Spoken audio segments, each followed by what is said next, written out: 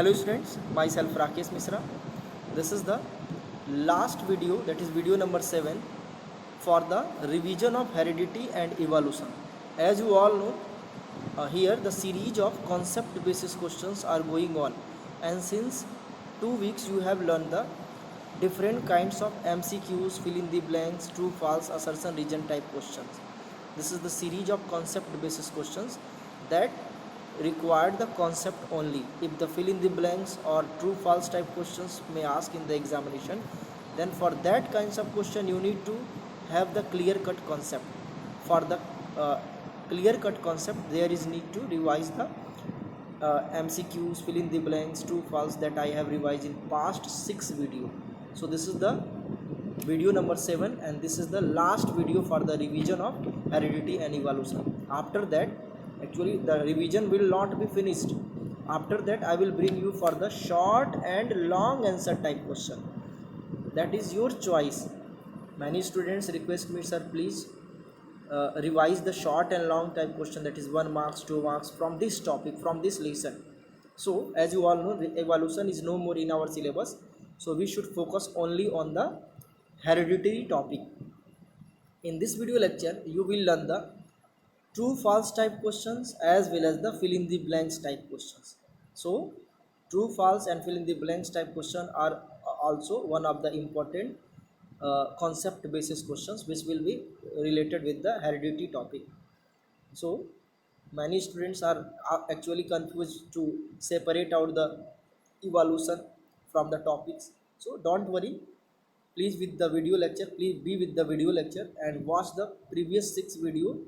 I have selected the hereditary topic that is in your syllabus and eliminate the evolution topic. So one by one through that series you will get the concept of heredity and how to identify the topic of evolution, because topic of evolution is still in the book and it may also possible that upcoming study material may have the evolution, but the evolution is no more in our syllabus. You don't need to focus on evolution chapter, you should focus only on the hereditary topic, that is principle of inheritance, the Mendel's law, the key terminology of genes, genetics, alleles, morphology, genotype, phenotype, etc. So this one will be very important for you to identify the evolution and heredity. Heredity must be learned, must be remembered by you, and your notes with respect of heredity is necessary. Now back to the true false type question, then the match the following type question.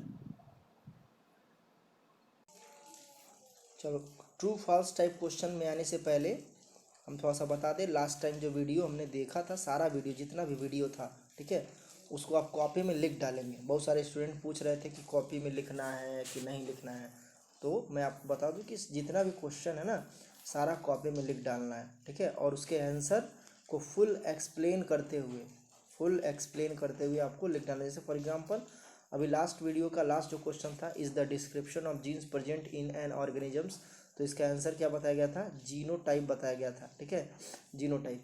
अगर ऐसे he is the description of morphology present in organism, तो क्या होगा यहाँ पे, phenotype होगा, ठीक है, फिनोटाइप होगा। तो जीनोटाइप और फिनोटाइप को अच्छे से पढ़ लेना है और समझ लेना है, ठीक है। तो इसको एक्सप्लेन करते हुए दोनों बातें, ऐसा हम एक्सप्लेनेशन चूज करेंगे जिसमें दोनों चीज़ें कवर अप हो जाए, जीनोटाइप भी कवर हो जाए और फिनोटाइप भी कवर हो जाए, ठीक है। चलो आते हैं अब अगला जो ट्रू फॉल्स है उस पर हम फोकस आउट करते हैं, ठीक है। Genes always works in pair, ये लास्ट क्वेश्चन था, सॉरी ये क्वेश्चन नंबर 4 था, ये लास्ट क्वेश्चन था। इसमें हमने बताया था कि जीन्स हमेशा पेयर में काम करते हैं, ठीक है।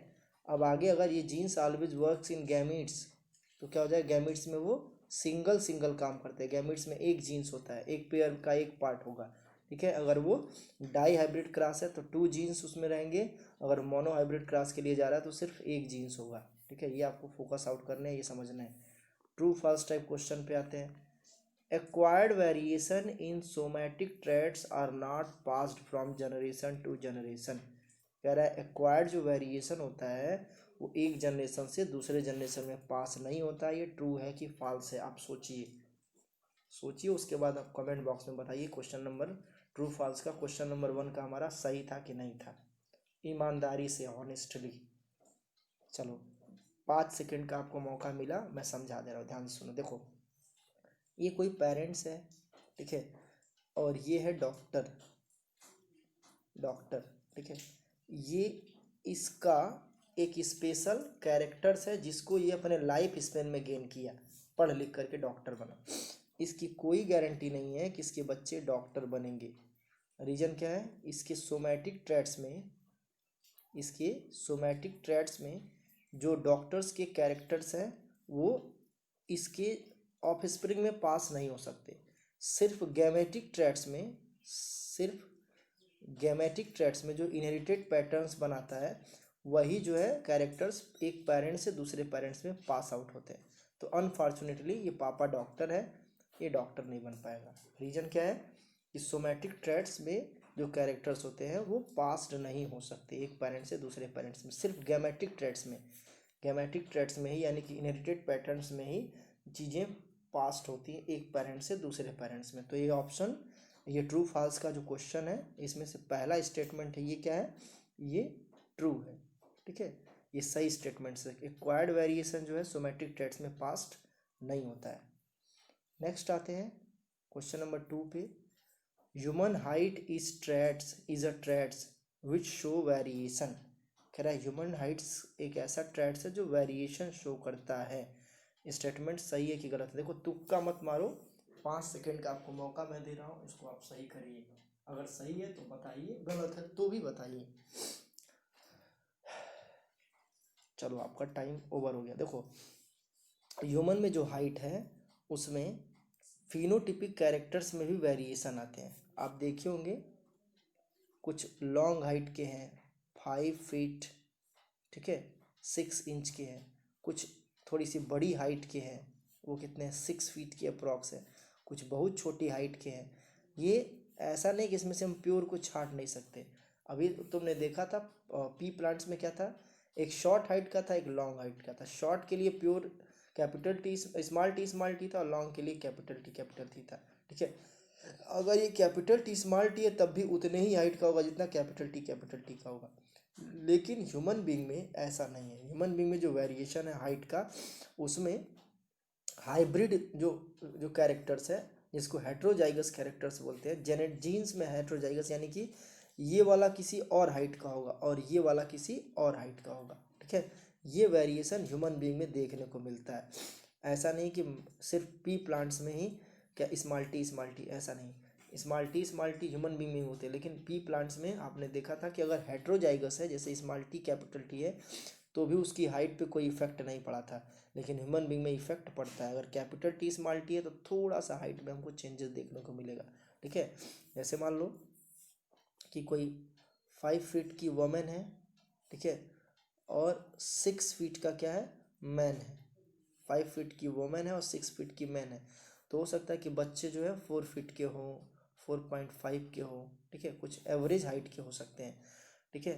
तो ये वेरिएशन सिर्फ ह्यूमन बीइंग में ही देखने को मिलता है, और ये स्टेटमेंट है ट्रू। इसको आप नोट कर लीजिए, ट्रू। पहला स्टेटमेंट भी ट्रू था, सेकंड वाला स्टेटमेंट भी ट्रू है। नेक्स्ट क्वेश्चन आते हैं थर्ड पे।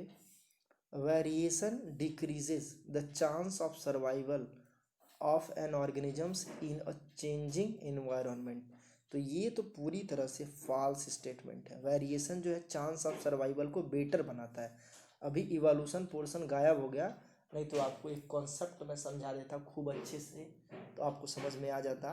कॉन्सेप्ट क्या था, कॉन्सेप्ट था सर्वाइवल ऑफ फिटेस्ट, डार्विन का, ठीक है। कॉन्सेप्ट था डार्विन का सर्वाइवल ऑफ फिटेस्ट। उसके अकॉर्डिंग क्या था कि एवरी ऑर्गेनिज्म जिसमें वेरिएशन होते हैं उसमें सर्वाइवल की एबिलिटी ज़्यादा होती है, ठीक है। सर्वाइवल ऑफ फिटेस्ट के अकॉर्डिंग डार्विन जो बोले थे सर्वाइवल ऑफ फिटेस्ट, उसके अकॉर्डिंग जिसमें वेरिएशन होता है उसमें सर्वाइवल के चांस ज़्यादा होते हैं। जैसे मान लो कि कोई पोलर बियर है, कोई पोलर बियर है, ठीक है। ये पोलर बियर आइसी एरिया में रह रहा है, लेकिन आइस का अचानक से, ठीक है, फॉल होना शुरू हो जाए, मेल्टिंग होना शुरू हो रहा है और टेम्परेचर बढ़ना शुरू हो जाए, तो क्या होगा, पोलर बियर मरना शुरू हो गया। कौन सा पोलर बियर बदलेगा, कौन सा पोलर बियर जिंदा रहेगा? पोलर बियर वही जिंदा रहेंगे जिसमें सर्वाइवल की कैपेसिटी, यानी कि जिसमें हेयर लॉस हो जाए, ठीक है, जो बड़े बड़े हेयर हैं वो ख़त्म हो जाए बॉडी से, यानी कि उसमें वेरिएशन आ जाए। वेरिएशन आएगा तभी वो सर्वाइव कर पाएगा, अदरवाइज वो सर्वाइव नहीं कर पाएगा। तो ये वेरिएशन जो है चांस ऑफ सर्वाइवल के लिए रिस्पॉन्सिबल है, ठीक है, चेंजिंग इन्वायरमेंट के लिए रिस्पॉन्सिबल। जैसे मान लो कि अभी सूखा पड़ने लगे और मैंगो का लीफ कोई चेंज ना करे तो मैंगो सूख जाएगा, मैंगो का लीफ स्पाइनी हो जाए तो वो वेरिएशन होगा और उसमें चांस ऑफ सर्वाइवल बढ़ जाएगा। तो ये ऑप्शन क्या हो जाएगा, ये क्वेश्चन नंबर 3 के लिए आंसर क्या हो जाएगा, ट्रू हो जाएगा, ठीक है। बहुत इंपॉर्टेंट है, इसी पे फोकस आउट करने हैं। क्वेश्चन नंबर 4 क्या दे दिया है, genes control the development of inherited characters such as hairs, skin etcetera. ये जीन्स इसको कंट्रोल करता है कि नहीं करता है पूछता है, तो एब्सोल्युटली करता है, 100% करता है। हेयर कलर जो है जीन को कंट्रोल करता है, ठीक है। अगर कोई भूरे रंग वाला है, किसी का हेयर जो है भूरे रंग का, तो उसके बच्चों में क्या भूरे रंग का होगा। स्किन कलर कोई वाइट कलर का, एकदम वाइट है, मम्मी पापा वाइट है तो बच्चे वाइट वाइट होंगे, ठीक है। तो ये कुछ इंपॉर्टेंट कैरेक्टरिस्टिक्स हैं जो जीन्स में होते हैं। तो ये 4 क्वेश्चन हमने, ये जो क्वेश्चन के नंबर क्यों कम है, क्योंकि बहुत सारे क्वेश्चन जो इवोल्यूशन से थे मैंने उसको हटा दिए। झूठ बूठ में उस पर कॉन्सेप्ट फोकस करोगे तो उसको लर्न करके चले आओगे, पता चले एग्जाम में पूछेगा ही नहीं, ठीक है। तो इवोल्यूशन पोर्शन इस साल नहीं है सिलेबस में। अब आते हैं हमारा मैच द फॉलोइंग क्वेश्चन, बहुत इंपॉर्टेंट है मैच द फॉलोइंग, ठीक है। मैच द फॉलोइंग पे ही फोकस करेंगे हम लोग। Match the following with correct statements. देखो ये क्वेश्चन नंबर 1 है, यहाँ पे मैंने 1 असाइन किया हुआ ऑलरेडी। अब इसमें से कौन सा क्वेश्चन सही है, ठीक है, उस पर हमको फोकस करना है। तो पहला क्या दिया है, देखो ये तो आपका एक कॉलम दिया है, इसका मैच इससे हमको कराना है। तो पहला क्या है, transmission of characters from parent to offspring. Parents से ऑफस्प्रिंग में जो ट्रांसमिशन हो रहा है वो क्या है, हेरिडिटी है कि जेनेटिक्स है कि वेरिएशन है कि इवोल्यूशन है। एब्सोल्युटली ये हेरिडिटी है, ठीक है, पहले का ए हो जाएगा। Difference among the individuals of the same species, ठीक है। अगर देखो ये तो हो गया, इसको हम क्रॉस कर दे रहे हैं, ठीक है, ऐसा नहीं गलत है, यहाँ में डॉट लगा दिया। अब जेनेटिक्स वेरिएशन और इवोल्यूशन में क्या ऑप्शन हो जाएगा, ये वेरिएशन हो जाएगा। डिफरेंस होगा स्पीसीज में तो वेरिएशन हो जाएगा। अब आगे क्या है, branch of science which deals with the heredity and evolution, उसको बोलते हैं जेनेटिक्स। तो ये जेनेटिक्स हो गया, वेरिएशन हो गया, यानी कि इसमें बी हो जाएगा। और फोर्थ का क्या है, development of new organisms by modification of pre existing, तो ये क्या हो जाएगा, इवोल्यूशन, ये डी हो जाएगा, ठीक है। तो फर्स्ट का ए हो जाएगा, ठीक है, सेकंड का सी हो जाएगा, थर्ड का बी हो जाएगा और फोर्थ का डी हो जाएगा। ये हमारा पहला पॉइंट खत्म हो गया, ठीक है। इसमें से आप ऑप्शन में से पिकअप कर लीजिए कि फर्स्ट का जो है ए क्या था, ये था, सेकंड का सी था, थर्ड का बी था और फोर्थ का डी था। ये हमारा सी सही हो जाएगा। चलो आते हैं नेक्स्ट। नेक्स्ट क्वेश्चन क्या दिया है, match the following with correct statement. कह रहा है कि इसमें से करेक्ट स्टेटमेंट को छांटना है। क्या दिया है, genes, genes means unit of inheritance, पहले का यही सही है, ठीक है, फर्स्ट का ए सही है। सेकंड क्या, factors impress the past organisms, ये नहीं सही है। Entities of control of expression of traits, ठीक है, ये सही है। फैक्टर्स जो है जीन्स बोलते हैं और control of expression of traits के लिए रिस्पॉन्सिबल है। फॉसिल्स, ये क्या है, इम्प्रेशन ऑफ पास्ट ऑर्गेनिजम्स, यानी कि पुराने ऑर्गेनिजम्स को ही हम बोलते हैं फॉसिल्स, यानी कि ये बी हो जाएगा, ठीक है। और ए जो बच गया वो डी हो जाएगा, यानी ऑप्शन जो है हमारा फर्स्ट का ए, ठीक है, सेकेंड का सी, थर्ड का बी और फोर्थ का डी हो जाएगा, ठीक है। Determination of sex of an individuals autosomes, ये सेक्स डिटर्मिन्स नहीं करता है, लेकिन हमारा जो बचा हुआ ऑप्शन इसी से मैच करता है। ऑटोसोम जो सेक्स डिटर्मिन नहीं करता है, ये फोर्थ का डी तो नहीं लिखेंगे, लेकिन चूंकि वही बचा हुआ इसलिए हम इसको लिख दे रहे हैं, ठीक है। तो हमारा फर्स्ट का ए, सेकंड का सी, ये हमारा सी ऑप्शन हो जाएगा। फर्स्ट का ए, सेकंड का सी, थर्ड का बी, फोर्थ का डी। मैं पहले बता दे रहा हूँ, ऑटोसोम, ये ऑटोसोम डी को डिसाइड नहीं करता है, लेकिन चूंकि यही एक बचा हुआ है कॉलम 1 में और इसमें ये बचा हुआ, बाकी सब सब जो है एक एक कहीं ना कहीं मैच कर गए हैं, ठीक है। चलो आते हैं, अब क्या दिया है,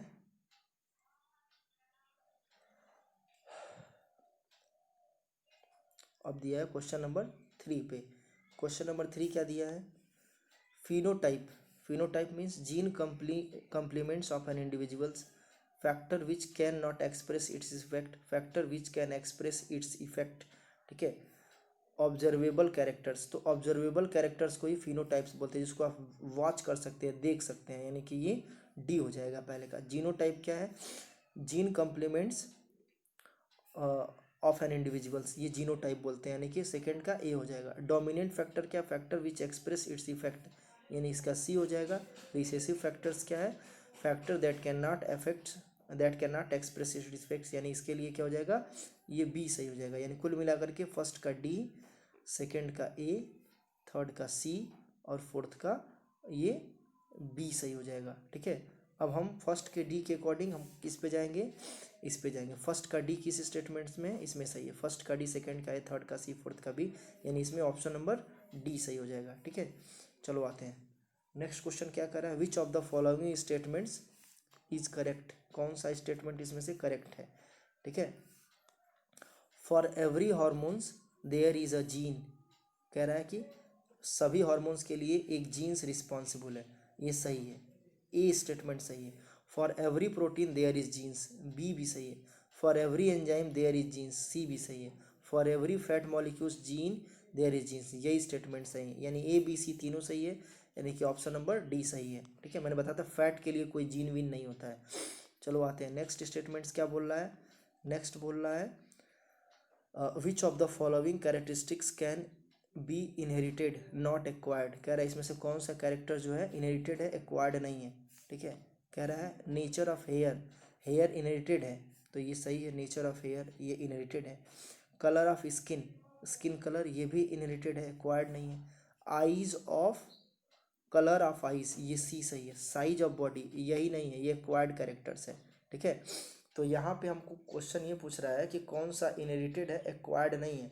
तो यहाँ पे हम आपको जानना है कि जो कैरेक्टर्स है ए बी सी वो इनहेरिटेड है। ठीक है, एक्वायर्ड नहीं है। और डी जो है एक्वायर्ड कैरेक्टर है। डी जो साइज ऑफ बॉडी, ये पिछले एमसीक्यूज में कई बार बताया गया था कि डी जो है वो एक्वायर्ड कैरेक्टर्स नहीं है। ठीक है, डी जो है एक्वायर्ड कैरेक्टर, इनहेरिटेड कैरेक्टर नहीं, यानी ऑप्शन नंबर बी सही हो जाएगा। चलो आते हैं नेक्स्ट क्वेश्चन क्या दिया है। नेक्स्ट क्वेश्चन दिया है 2p प्लांट्स। ठीक है, 2p प्लांट्स क्वेश्चन ये पूछ रहा है, इसको यहाँ पे थोड़ा सा मिनिमाइज करके सॉल्व भी करना है ना। 2p plants, one with round green seed, capital R capital R capital G capital, another with wrinkled green, small R small G small G. Seeds produce F1 progeny that have the round and green seeds, सही बात है। When F1 plants are selfed in F2 progeny will have new combination of characters, select the new combination of characters। कह रहा है कि जब F1 का यानी कि कोई कैपिटल आर कैपिटल जी वाले का क्रॉस स्मॉल आर स्मॉल जी वाले से क्रॉस करवा रहा है, तो क्या बन रहा है, capital R capital G small G, यानी कि राउंड ग्रीन हो जा रहा है। अब क्या करें, F1 प्लांट्स का सेल्फ क्रॉस करवाया जा रहा है, तो क्या मिल रहा है, तो मिलेगा क्या, 9:3:3:1 के अकॉर्डिंग सब कुछ मिलेगा। क्या मिलेगा, round yellow round green, wrinkled green, यानी कि क्या हो जाएगा, ऑप्शन नंबर ए हो जाएगा। आप जो है वीडियो पढ़ा होगा dihybrid cross result F2 generation को देख लीजिएगा। लास्ट वीडियो पे आते हैं। लास्ट वीडियो क्या बोल रहा है, which of the following is not a character selected bye Mendel, Mendel ने क्या इसमें से कैरेक्टर सेलेक्ट नहीं किया था, फ्लावर का शेप, पॉड का कलर, पॉड का पोजीशन और ब्रांच लेंथ। तो मेंडल ने जो है इसमें से कौन कौन कलर नहीं लिया था, देखो क्या नहीं लिया था, इसमें से मेंडल ने ए नहीं लिया था, फ्लावर का शेप नहीं लिया था, फ्लावर का कलर फ्लावर का पोजीशन लिया था, बी लिया था, पॉड का कलर लिया था, पॉड का पोजीशन ये भी नहीं लिया था, सी नहीं लिया था, पॉड का शेप लिया था, ब्रांच का लेंथ नहीं लिया था, ये प्लांट का स्टेम लिया था, मतलब पूरा पूरा हाइट लिया था। ये डी जो है ए सी डी जो है मेंडल ने सेलेक्ट नहीं किया था। तो ए सी डी किस में है, ए सी डी किसी में नहीं है, इसमें है, ए सी तो है मैक्सिमम। ब्रांच ऑफ लेंथ जो है ये भी मेंडल ने सेलेक्ट नहीं किया था, यानी कि ए सी जो है ए सी डी किसी में नहीं है। फिलहाल हम डी को सही मान रहे हैं क्योंकि ए सी डी किसी ऑप्शन में भी नहीं है।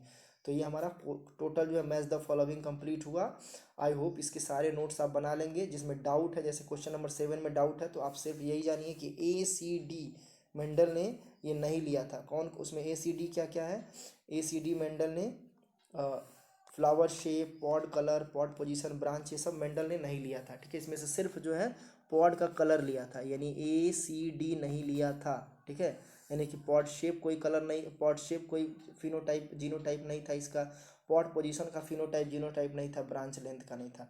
आई होप ये सारे पॉइंट्स आप अपनी कॉपी पे लिख लेंगे, कर लेंगे। कोई भी प्रॉब्लम आती है तो आप कमेंट बॉक्स में या लाइव क्लास में उसको जरूर डिस्कस करेंगे। In next video lecture I will begin the question number that is important revisional videos from long and short type question from this lesson. Thank you.